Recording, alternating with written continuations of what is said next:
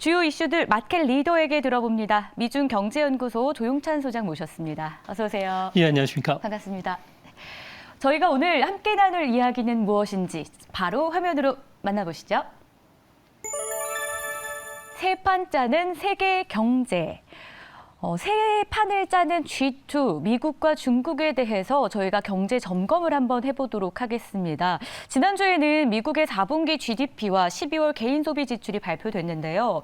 시장은 조기 금리 인하를 좀 기대하고 있지 않습니까? 이런 지표 발표가 과연 조기 금리 인하에 좀 힌트를 줄 수 있을지 저는 좀 가능하지 않나 이런 추측을 하는데 어떻게 보십니까? 네, 맞습니다. 지난주에 미국 월스트리트 저널 같은 경우에는 FRB가 올 봄부터는 금리 인상 중단과 관련된 논의를 시작할 것이라는 이야기를 했는데요. 아무래도 미국의 컨퍼런스 보드가 발표하는 12월 달에 경기 선행지수 같은 경우는 10개월 연속 하락을 했습니다. 경기 침체가 단기적이지만 진행이 될 수밖에 없다는 거고요. 두 번째로는 FRB가 인플레이션 지표로 상당히 중시하는 부분이 코어 PC 물가 지수입니다. 이 지표를 보면은 무려 4.4%까지 떨어졌는데요. 1년 3개월 만에 가장 큰 폭으로 떨어졌습니다. 앞으로 각종 물가 선행 지표를 보면은 추가적으로 더 하락할 가능성이 있기 때문에 FRB 내에서도 금리 인상 중단 또 아니면 금리 인하와 관련된 코멘트들이 점점 늘어나지 않을까 보여지고요. 특히 그런 측면에서 보면은 미국의 소비자 물가지수가 가장 큰 영향을 끼치고 있는 휘발유 가격이 갤론당 한때는 5달러를 넘었지만 현재는 3달러 한 20센트까지 지금 떨어져 있는 상태고요. 또 경기 하락 위험이 높기 때문에 아무래도 이번에 금리 인상은 0.25% 그리고 3월 달에는 금리 인상을 할지 아니면 여기서 그칠지와 관련된 논란이 좀 더 있지 않을까 보여집니다. 네, 일단 금리 인상은 그래도 좀 우리 입장에서는 마무리가 되지 않을까 이런 기대감을 좀 가져보게 되는 것 같은데요. 하지만 미국 경제가 경기 후퇴라는 단어가 좀 나옵니다. 가능성이 높다 이런 기사들을 제가 좀 본 것 같아요. 이런 상황에서 과연 경기 연착륙을 기대해 볼 수 있는 건지 미국 경기가 정말 후퇴하게 될까요? 네, 경기 연착륙이나 경착륙을 이야기할 때 경제학자들 같은 경우에는 경기 확장 국면 때 얼마만큼 과잉 투자가 일어났는지, 과잉 채무가 발생했는지, 그리고 버블과 같은 금융 불균형이 일어났는지를 보고서 판단하게 되는데요. 결론부터 말씀을 드리면 아주 마일드한 경기 후퇴 국면이 찾아올 가능성이 현재로서는 더 높다고 합니다. 아무래도 이번 경기 화랑 국면에 주택이라든지 또 설비 투자에 버블이 일어나지 않았는데요. 장기 고정자산 투자 추세율과 현재 진행되는 투자를 보면 괴리율이 그렇게 높지 않다는 겁니다. 또 한 가지는 민간 부분뿐만 아니라 기업들이 갖고 있는 채무 상황이 상당히 높긴 하지만 이전에 비해서 자신의 소득 비율과 비교했을 때도 너무 괴리율이 벌어지지 않았다는 점이고요. 또 한 가지는 미국의 금융 시스템이 역대 어느 때보다 건전하다는 겁니다. 연준은 지난 여름에 은행들에 대해서 스트레스 테스트를 했는데요. 실업률이 10% 정도까지 지금보다 2배 이상 올라가게 되고요. 또 부동산 가격이 40% 폭락하고 주가가 55% 급락을 했을 경우에 33개 대형 금융기관들 같은 경우에는 자기 자본 비율이 합격선의 2배 이상이 된다고 합니다.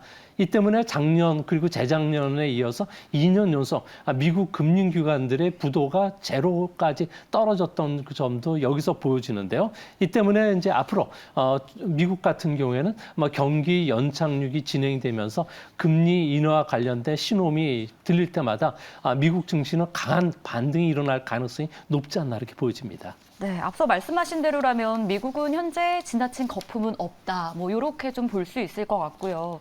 여기 또 금융 시스템이 건전하기 때문에 깊은 경기 침체에는 빠지지 않을 것 같다 이야기해 주셨는데요.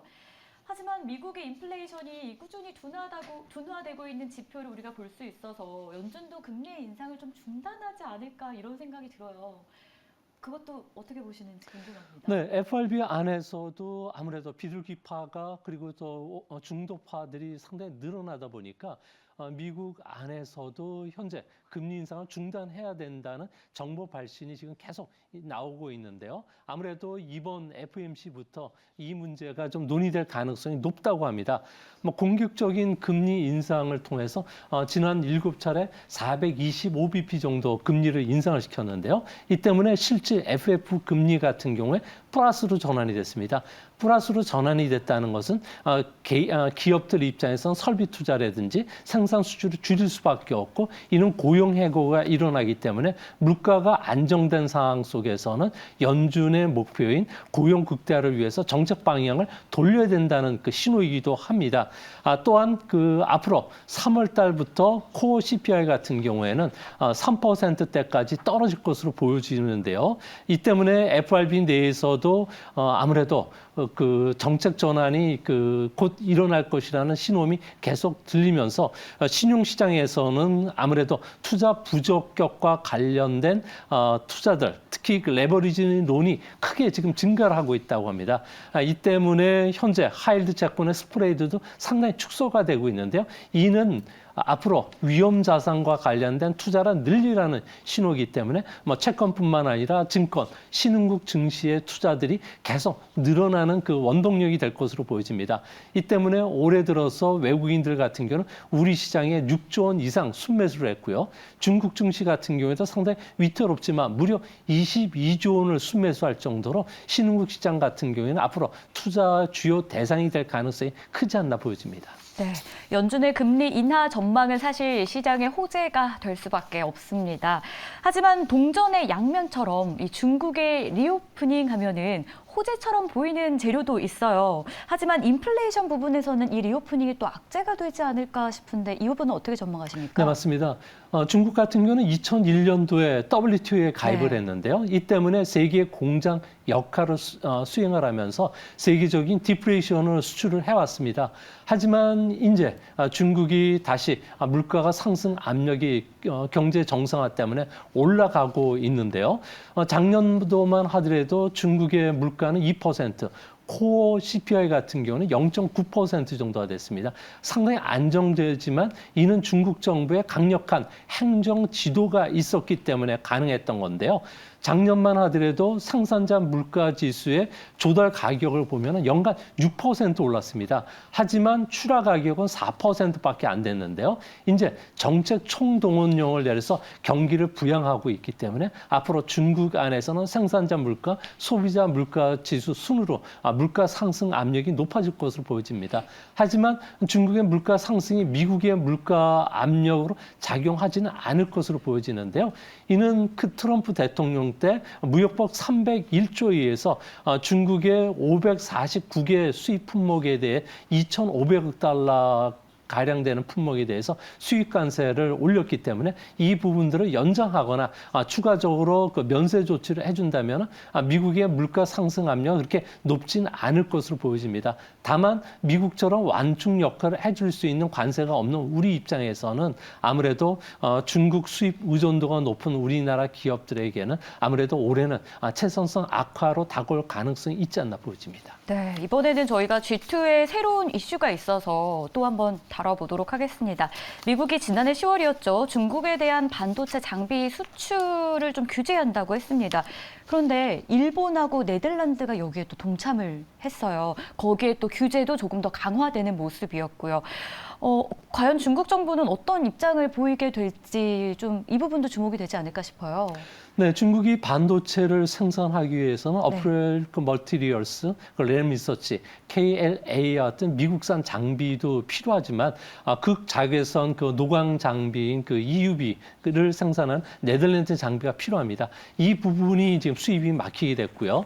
EUV보다도 한 단계 아래인 DUV 노광 장비를 생산하는 게 도쿄 일렉트론이라든지 니콘과 같은 일본산 장비입니다. 이 부분을 미국이 이미 모두 지금 막고 나섰는데요. 이렇게 되면 중국 같은 경우에는 7나노미터 이하의 그 미세 공정이 들어가는 최첨단 반도체와 관련된 생산을 할 수가 없게 됩니다. 이뿐만 아니라 CPU라든지 스마트폰의 어플리케이션 그 프로세스라고 하는 AP, 두뇌에 해당하는 부분이죠. 또 인공지능과 관련된 얼굴 인식이라든지 지문 인식, 음성 인식과 관련된 딥러닝 기반의 AI 반도체도 이제 생산할 수 없게 됩니다. 이제 앞으로 중국 같은 경우는 로우엔드 제품만 만들어야 되기 때문에 아무래도 세계의 낮은 수준의 제조 공장으로밖에 남을 수밖에 없겠는데요. 이렇게 되면은 미국과 도전하는 중국 입장에서는 21세기 패권 도전이 무위로 그칠 가능성이 큽니다. 이제 문제는 양측 메모리 같은 경우에 우리의 그 강력한 도전자가 됐지만 이제 시간이 지날수록 경쟁력이 떨어지게 되면서 삼성전자라든지 SK 하이닉스에는 반사 이익이 기대되지만 이 중국 공장들 같은 경우에도 1년간 한시적으로 미국으로부터 양해를 받았기 때문에 앞으로 제품 생산이라든지 부품 공급에 있어서 1년 뒤 그러니까 그 10월 달부터는 차질이 좀 불가피하지 않을까 보여집니다. 그래도 일단 10월까지는 기다려 볼 수 있는 유예의 상황이니까요. 10월이 돼봐야 또 어떤 결정이 날지 알 수 있을 것 같습니다. 이처럼 향후 미국과 중국의 인플레 전쟁이 지금처럼 좀 지속이 된다면 가장 큰 피해를 받는 국가가 바로 우리 대한민국이다. 이런 이야기들도 나옵니다. 왜 이런 시각이 퍼져나가고 있는 걸까요? 네, 미중 간의 경쟁으로 인해서 작년에 우리나라 수출의 22%를 차지하는 우리나라 같은 경우에는 수출이 7개월 연속 감소를 했는데요. 네. 이 때문에 작년에 우리나라 GDP 성장률이 2.6%로 2021년도에 4.1%보다 큰 폭으로 지금 하락을 했습니다. 우리나라 같은 경우에는 대중국 수출의 70%는 원부자라든지 자본재해로 구성이 되고 있는데요. 아무래도 부품을 생산해서 그 중국으로 보내서 현지 공장에서 가공한 뒤에 다시 선진국으로 수출하는 부가가치 무역 형태가 우리 수출 구조의 근간이기 때문에 그렇습니다. 앞으로 미국과 중국이 인플레이션과 관련된 전쟁에다가 이제 첨단 부품과 관련해서 수입을 못하게 되기 때문에 우리에게는 좀 영향을 끼칠 수밖에 없는데 다행히 올해 중국 같은 경우에는 5.6% 전후로 V자형 경기 회복이 예상이 됩니다. 이 때문에 우리나라는 중국의 성장률이 1%포인트만 올라가더라도 우리나라의 성장률은 0.1에서 0.15% 정도 올라가게 되는데요. 이 때문에 중국의 성장 회복에 따라서 석유 화학이라든지 기계, 반도체 같은 경우에는 올해 작년에 수출 감소에 따른 기저효과까지 감안한다면은 상당폭 수출이 늘어날 가능성이 있다는 점에서 주식시장도 이를 올해는 반길 가능성이 크지 않나 보여지고요. 다만 그 원부자재라든지 자동차 부품, 전기, 전자 부품을 수입하는 우리 기업들 같은 경우에는 좀 어려움에 처할 가능성이 있지 않나 보여집니다. 그렇기 때문에 중국의 성장이 굉장히 또 중요하지 않을까 이런 생각을 하게 되는데요. 그런데 중국이 경제 엔진 역할을 하는 게 인구였는데 그 자리를 인도에게 좀 내주게 됩니다. 그렇다면 결국 이 신호가 불안 신호로 연결되진 않을까 싶어요.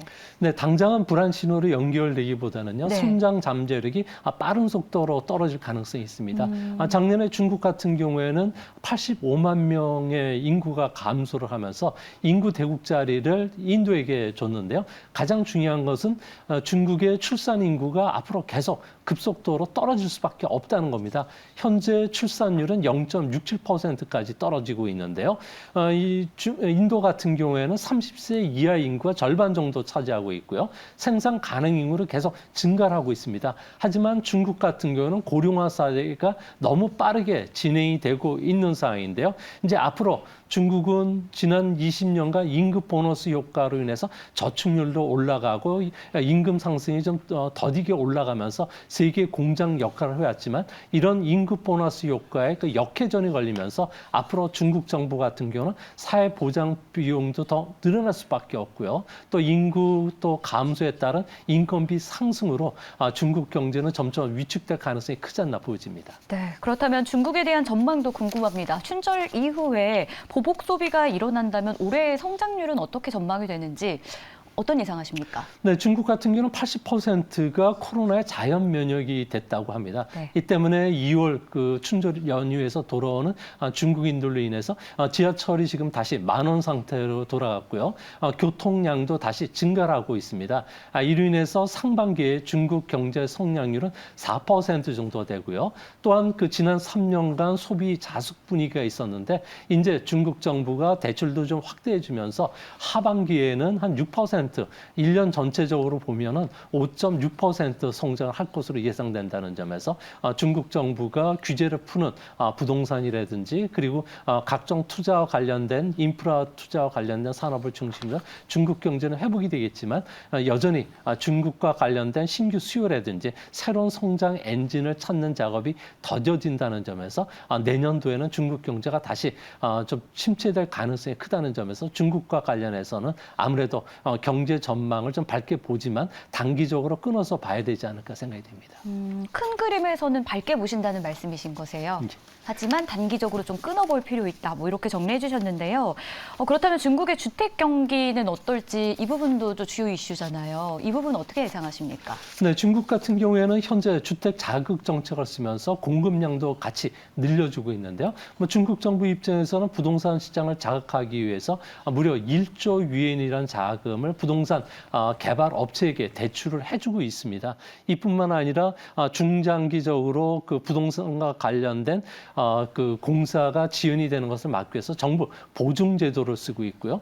지방 정부도 규제를 완화해주고 또 민자 합작 방식으로 해서 부동산과 관련된 주변 도로 닦는 작업들도 하고 있기 때문에 부동산과 관련해서는 올해는 좀 최악의 국면은 탈피하겠지만 여전히 수요 확대 정책이라든지 부동산을 주요 그 수요의 근간이라고 할 수 있는 30대와 50대 인구가 계속 고령화 속도가 상당히 빠르다는 점에서 중국 같은 경우에도 부동산 시장이 계속적으로 성장 엔진 역할을 해줄 수는 없을 거로 보여집니다. 이 때문에 중국 정부는 부동산 시장을 대체하는 새로운 성장 엔진을 개발하는 게, 발굴하는 게 앞으로 정책의 가장 키포인트가 될 가능성이 있지 않나 생각이 됩니다. 앞으로는 주택 경기 부동산 시장 자체가 이 엔진 역할을 해주기 좀 어려울 것이다. 뭐 이렇게 예상을 하셨고요. 그렇기 때문에 정부에서 이 발굴하는 데 조금 더 힘을 써야겠다. 저희가 한번 이렇게 정리해 보도록 하겠습니다. 새해 들어서 중국 증시는 경기 회복 기대로 상승 랠리가 우리 증시처럼 좀 오르고 있는 편이잖아요. 앞으로도 지금의 반등 추세가 좀 계속될지 궁금해요. 네, 중국 증시와 관련해서는 올해는 좀 낙관적으로 보셔도 될 것으로 보여집니다. 외국인들이 중국 주식에 투자할 때 보는 지표가 MSCI 차이나 지수인데요. 이 지수를 보면 12개월 뒤에 예상 주가 수익 비율이 현재 10.5배 정도가 됩니다. 과거 5년간 평균 12배 정도였다는 점에서 이제 경제가 정상화되기 시작하고요. 소비가 회복이 되는 단계에서는 기업 실적도 올라갈 수밖에 없기 때문에 과거 평균 수준까지 자연스럽게 회귀가 될 수 있을 거로 보여집니다. 또한 선진국과 관련된 미국과 관련해서 보면 경기 침체는 아니지만 경기 후퇴 국면에 들어가게 되는데요. 이 때문에 미국과 중국 간의 경기가 다르고 또 미국과 중국 증시의 상관 계수 같은 경우에는 0.34로 서로 전혀 다른 상황입니다. 이 때문에 미국이 조정 국면에 들어가면 아무래도 중국이 새로운 대안이 될 수 있는 시장으로 떠오르고 있고요. 또한 그 뱅크 오브 아메리카가 1월 달에 기관 투자가를 대상으로 조사한 내용을 보면은 향후 1년간 중국 증시가 개선될 것이라고 예측한 비율과 악화될 것이라 예측한 비율의 차가 무려 91%포인트나 차가 날 정도로 중국 증시에 대해서 낙관을 하고 있다고 합니다. 아무래도 이런 게 경기 회복 기대감 속에서 같이 진행된다는 점에서 외국인들이 중국 증시에 무려 23조 원 가까이 새해 들어서 매수한 것도 이 때문인 것으로 보여지는데요. 앞으로 중국 증시와 관련해서 외국인이 선호하는 종목들을 중심으로 해서 우리도 좀 관심을 갖고 투자할 필요가 있지 않나 보여지고요. 또 중국 증시와 관련해서 민감한 우리 증시에도 호재가 될 수 있다는 점에서 긍정적으로 보실 필요가 있어 보입니다. 네, 일단 뭐 외국인들이 중국에서도 굉장히 많이 매수세를 나타내고 있기 때문에 외국인들이 어떤 종목을 사고 있는지 좀 눈여겨볼 필요 있다. 이렇게 조언도 같이 해주십니다. 새 판을 짜는 세계 경제에 대해서 저희 지금 이야기 나눠봤습니다. 지금 이 시간 미주경제연구소의 조용찬 소장이었습니다. 말씀 고맙습니다.